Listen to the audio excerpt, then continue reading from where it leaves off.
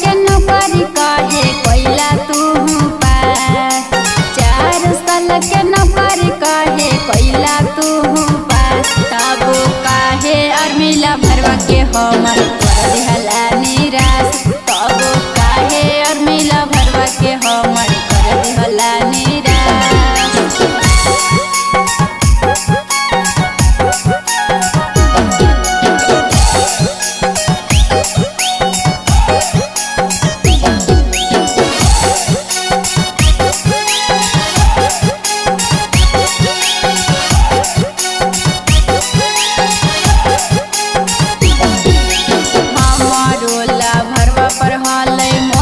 बड़ी आस हो 4 साल नौकरी करके गढ़ते की फिर घास हो। हमारोला भरवा पर हलै मोदी जी बड़ी आस हो। 4 साल नौकरी करके गढ़ते की फिर घास हो। सुनते खबरिया केतना लेकर लगाई ललकै पास। सुनते खबरिया केतना लेकर लगाई ललकै पास। तब काहे अर्मिला भरवा के हमर कर दिहला निराश। तब काहे अर्मिला भरवा के हमर कर दिहला निराश।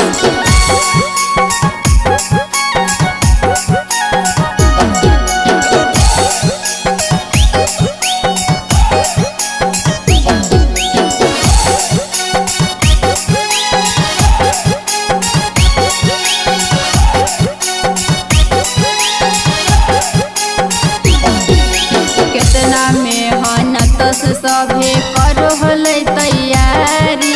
देश के सेवा करे खातिर छोड़ी जाए घर दुआरी।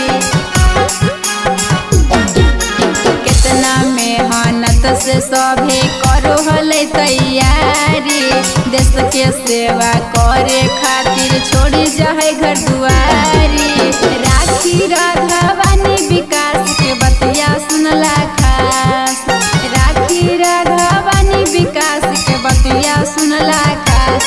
तब काहे अर्मिला भरवा के हमर कर दिहला निराश। तब काहे अर्मिला भरवा के हमर कर दिहला